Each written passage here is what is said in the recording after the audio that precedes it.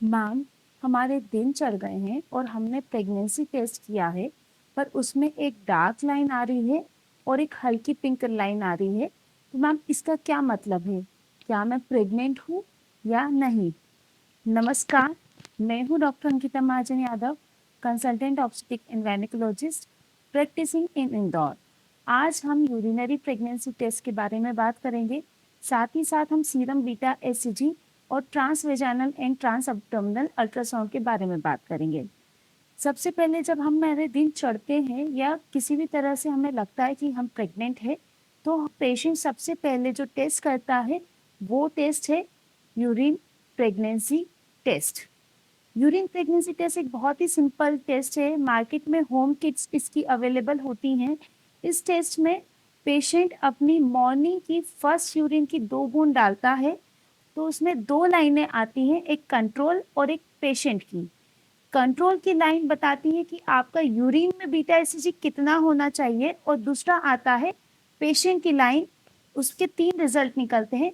Control की line के साथ सेम रेड कलर की एक लाइन आती है या डार्क पिंक कलर की लाइन आती है, तो वो होता है पॉजिटिव। दूसरा होता है कंट्रोल की लाइन के सामने ही एक भी लाइन नहीं आती है, वो होता है नेगेटिव। और तीसरी तरह की होती है फेंटली पॉजिटिव, यानी कि कंट्रोल की लाइन के साथ में पेशेंट की जो लाइन आती है वो बिल्कुल हल्की पिंक किश आती है। तो इस कारण में सबसे ज्यादा पेशेंट डिलीमा में होते हैं। तो सबसे पहले बात करेंगे कि अगर आपकी पॉजिटिव आई है, यानी कि कंट्रोल लाइन से सेम लाइन आई है, तो यस, कॉन्ग्रेचुलेशंस, आप प्रेग्नेंट है। पर ये प्रेगनेंसी टेस्ट कुछ चीजें नहीं बताता है कि आप प्रेग्नेंट तो हैं, पर आपकी लोकेशन ऑफ प्रेगनेंसी ये नहीं बताता है कि आपकी प्रेगनेंसी यूट्रस में है, गर्भाशय में है या उसके बाहर हुई है।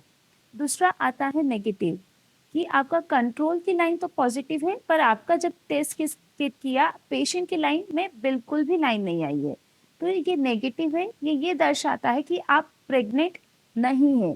पर कुछ केसेस में ऐसा होता है कि ये फॉल्स नेगेटिव भी दर्शाता है। अगर आपको लगता है कि आपके मेंसेस नहीं आए हैं, आपकी प्रेगनेंसी टेस्ट की नेगेटिव है, पर आपको काफ़ी सिम्टम्स है प्रेगनेंसी के, जैसे breast tenderness, vomiting, nausea, olfactory nerve का तेज हो जाना, कोई भी सुगंध या बदबू बहुत तेज आना, तो डॉक्टर आपको थोड़ा सा वेट करने को बोलते हैं कि 7 से 10 दिन बाद एक बार आप रिपीट प्रेगनेंसी टेस्ट कीजिए। अगर आप शायद हो सकता है पॉजिटिव हो, अभी आपका यूरिनरी बीटा एससीजी कम हो, आपका सीरम बीटा एससीजी उस डिस्क्रिमिनेटिंग जोन में ना हो जिसमें आपका प्रेगनेंसी टेस्ट पॉजिटिव आता है, इस कारण से नेगेटिव आया होगा। इसलिए 7 से 10 दिन बाद आपको एक बार रिपीट किट करना चाहिए, यानी कि रिपीट प्रेगनेंसी टेस्ट करके देखना चाहिए। तीसरा होता है जो सबसे ज्यादा डिलीमा में होता है, फेंटली पॉजिटिव। जी हाँ, फेंटली पॉजिटिव। फेंटली पॉजिटिव ये होता है कि जब कंट्रोल की लाइन तो डार्क पिंक है, पर जो उसके सामने जो आपकी पेशेंट की जो लाइन आई है वो लाइट आई है। तो ये 2-3 केसेस में होता है कि जिसमें आपकी प्रेगनेंसी, यूरिनरी प्रेगनेंसी तो पॉजिटिव आती है, पर उतनी अच्छी नहीं आती है जितना आना चाहिए। यानी कि अगर हम यूरिनरी प्रेगनेंसी टेस्ट किट का जो सीरम बीटा एससीजी लेवल, जिस लेवल पे वो चेक होती है, मतलब जिस लेवल पे सीरम बीटा एससीजी बढ़ता है, 20 से 25 मिली इंटरनेशनल यूनिट पर एमएल के अंदर अगर आपका सीरम बीटा एससीजी है, तो वो आपका प्रेगनेंसी टेस्ट किट पॉजिटिव आएगा। अगर उससे नीचे आपका सीरम बीटा एससीजी नहीं बढ़ा है, तो वो आपका नहीं पॉजिटिव आएगा। या हो सकता है कि अगर आपको थोड़ा कम हो तो आपका फ्रेंडली पॉजिटिव आए। अब फ्रेंडली पॉजिटिव आने के कुछ रीजन होते हैं जिसमें हम भी वरीड होते हैं। सबसे पहला है कि केमिकल प्रेगनेंसी होना। जी हाँ, आपका सीरम और यूरिनरी बीटा एससीजी तो बड़ा है, पर आपका कई बार हो सकता है कि आप प्रेग्नेंट ना हो, सिर्फ केमिकली या बायोकेमिकल मार्कर बड़े हैं और आप प्रेग्नेंट ना हो। दूसरा ये होता है जब कोई हम इंडक्शन की ड्रग देते हैं पेशेंट को और सीरम बीटा एससीजी ट्रिगर लगाते हैं पेशेंट को, तो हो सकता है कि अगर वो टेस्ट की करें तो उस टाइम पे वो पॉजिटिव आए या फ्रेंडली पॉजिटिव आए। तो दूसरा ये हो गया कि अगर आप एचसीजी से ओव्यूलेशन रप्चर का अगर ट्रिगर लेते हैं तो उस टाइम पे भी वो फ्रेंडली पॉजिटिव आ सकता है। तीसरा और प्रमुख कारण ये है कि डिलेड कंसेप्शन होना, कि जो टाइम पे आपका बच्चा डेट मिस हुई है, जरूरी नहीं है कि उसी टाइम पे बच्चा आपका बने। उससे कई बार हो सकता है 10 से 15 दिन या 7 दिन 15 से 21 दिन का अंतराल होता है, जिसको हमारी भाषा में डिलेड कंसेप्शन किया कहा जाता है, उसके कारण आपकी प्रेगनेंसी टेस्ट अभी नेगेटिव आ रही है या फेंटली पॉजिटिव आ रही है। जब आप 7 से 10 दिन बाद करेंगे तो हो सकता है वो बढ़ जाए और आपकी अच्छी डार्क पॉजिटिव आए। फिर इसके बाद जो प्रमुख कारण होते हैं जिसके कारण फेंटली पॉजिटिव आती है, बॉडी में बच्चे का ग्रोथ नहीं होना, या जिस मात्रा में सीरम बीटा एससीजी बढ़ता है उस मात्रा में सीरम बीटा एससीजी एग्जैक्ट ना बढ़ना, या सीरम बीटा एससीजी की डबलिंग ना होना, इसके कारण भी आपका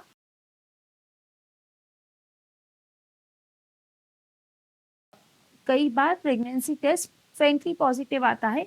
इन केसेस में अगर हमें डाउट होता है या पहले के आपके रिकरेंट मिसकैरेज की हिस्ट्री है, अगर हमें डाउट होता है तो हम आपको प्रोजेस्टेरोन सपोर्ट पे रखते हैं। तो ये तो कुछ कारण हुए कि आपकी फेंटली पॉजिटिव आने के क्या कारण है। अब हम आपको डेफिनेटिव बताते हैं कि डेफिनेटिव आपको कैसे हम देखते हैं कि आप प्रेग्नेंट है। तो हम ब्लड टेस्ट कराते हैं जिसमें हम आपका सीरम बीटा एससीजी देखते हैं कि आप प्रेग्नेंट है कि नहीं है। सीरम बीटा एससीजी की जो सेंसिटिविटी होती है वो होती है 5 मिली इंटरनेशनल यूनिट पर ml से। जी हाँ, अगर आपकी ब्लड में 5 से ऊपर भी सीरम बीटा एससीजी गया है तो वो आपका ब्लड टेस्ट बता देगा कि आप प्रेग्नेंट है या नहीं है। पर सिंगल टेस्ट से हम सिर्फ यही बता सकते हैं कि प्रेगनेंसी कैसी है। पर जब हम इसको सीरियल मॉनिटरिंग करते हैं 48 आवर से लेकर 72 आवर तक रिपीट सीरम बीटा एससीजी कराते हैं और इसका डबलिंग देखते हैं। अगर डबलिंग ना हो रहा हो, सपोज आपका सीरम बीटा एससीजी पहले टेस्ट में आया 100 और उसके बाद जब हमने दूसरा आपका टेस्ट कराया तो वो मानो कि 200 आया, मतलब आपका बच्चा अच्छे से बढ़ रहा है, आपके बच्चे का विकास अंदर अच्छा हो रहा है और आपका सीरम बीटा एससीजी बराबर बढ़ रहा है। पर यही अगर सीरम बीटा एससीजी आपका 100, पहला टेस्ट 100 आया और दूसरा टेस्ट आपका आया 80, 90 या उससे भी कम हो गया या 100 के नीचे चला गया, अगर 80, 90 आया है तो मान सकते हैं कि हो सकता है कोई ग्रोथ लेग हो या बच्चे की बढ़ने में कोई दिक्कत हो या बच्चे का विकास अंदर से नहीं हो रहा हो। पर जब माइनस में चला जाता है तो कई बार बच्चा अर्ली प्रेगनेंसी फेलियर में जा सकता है। इससे हम थोड़ा सा अर्ली प्रेगनेंसी फेलियर या एक्टोपिक प्रेगनेंसी का एक अंदाजा लगा सकते हैं और हो सकता है हम अल्ट्रासाउंड कराएं तो हमें कुछ फाइंडिंग भी मिल जाए जिससे हमें पता चले कि बच्चे का विकास क्यों नहीं हो रहा है या बच्चा किसी और लोकेशन पे, एक्टोपिक लोकेशन पे तो क्यों नहीं है। फिर तीसरा डेफिनेटिव होता है कि आप प्रेग्नेंट है कि नहीं, उसका वो देखना, वो होता है अल्ट्रासोनोग्राफी। जी हाँ, अल्ट्रासोनोग्राफी से डॉक्टर आपकी बच्चादानी देखते हैं जिसमें पता चलता है कि आपका प्रेगनेंसी है या नहीं है। पर ये ध्यान रखिए कि आप अगर अर्ली प्रेगनेंसी में सोनोग्राफी कराते हैं तो हो सकता है आपकी सोनोग्राफी नॉर्मल हो या उसमें थिकन्ड इंडोमेट्रियम करके एक शब्द लिखा हो जिसमें ये बताया जाता है कि बच्चादानी की परत मोटी हो गई हो और बच्चा ना दिखे। बच्चा दिखने के लिए serum beta SCG trans vaginal sonography पे जो डिस्क्रिमिनेटिंग जोन है वो 15 से 2000 milli international unit per ml का होना चाहिए और ट्रांस एब्डोमिनल सोनोग्राफी पे 6000 मिली इंटरनेशनल यूनिट पर ml का होना चाहिए। तो जी हाँ, इस सीरम बीटा एससीजी के तरीके से हमें पता चलता है कि जल्दी से जल्दी अगर हमें बच्चा देखना है तो हम ट्रांस वेजाइनल सोनोग्राफी प्रेफर करते हैं, यानी कि वेजाइना के माध्यम से आपका एक अल्ट्रासोनोग्राफी का प्रोब डाला जाता है और उसमें देखते हैं कि कोई बच्चे का साइन दिख रहा है कि नहीं। अर्ली बच्चे का जो साइन है वो जो 15 से 2000 सीरम बीटा एससीजी के लेवल पे दिखता है वो है गेस्टेशनल सेक, यानी कि एक पानी की छोटी सी झिल्ली दिखाई देना और उसके आसपास एक हाइपर इकोइक रिंग दिखाई देना और जिसमें बच्चे का विकास होता है और बच्चे को ब्लड फ्लो मिलता है। ये तरीके होते हैं जिससे हम पता लगा सकते हैं कि आप प्रेग्नेंट है कि नहीं है। पहला, यूरिनरी बीटा एससीजी किट जो होम किट अवेलेबल होती हैं। दूसरा, सीरम बीटा एससीजी एंड तीसरा आपका अल्ट्रासोनोग्राफी। किसी भी तरीके से हम कभी भी पेशेंट का पल्स देख के या साइन और सिम्टम्स पे कई बार हम नहीं डिसाइड कर पाते हैं पेशेंट प्रेग्नेंट है या नहीं है। ये इस कारण से क्योंकि पल्स रेट देख के कभी नहीं पता चलता है कि आपकी पल्स रेट के कारण आप प्रेग्नेंट है कि नहीं है। हो सकता है आप भाग के आए हो, आप घबराहट में आपकी पल्स बढ़ी हुई मिले डॉक्टर को, हो सकता है कि आपकी पल्स नॉर्मल मिले, या हो सकता है आपका अगर कोई बीमारी हो जैसे थायराइड हो या कोई दिक्कत हो जिसके कारण आपकी पल्स रेट कम हो। तो ये पल्स रेट के आधार पर डॉक्टर कभी डिसाइड नहीं करता है कि आप प्रेग्नेंट है। दूसरी चीज, साइन और सिम्टम के आधार पे भी हम कभी भी डिसाइड नहीं करते कि आप प्रेग्नेंट है, क्योंकि ये साइन और सिम्टम दूसरी बीमारियों की तरह भी मिमिक करते हैं, जैसे कि टाइफॉइड में या किसी तरह के इन्फेक्शन में भी आपको वॉमिटिंग, नोजिया, घबराहट हो सकती है। तो इन साइन और सिम्टम पे आपको प्रेग्नेंट घोषित नहीं किया जा सकता है। ये 3 डेफिनेटिव तरीके हैं जिससे आप पता लगाया जा सकता है कि आप प्रेग्नेंट हैं या नहीं।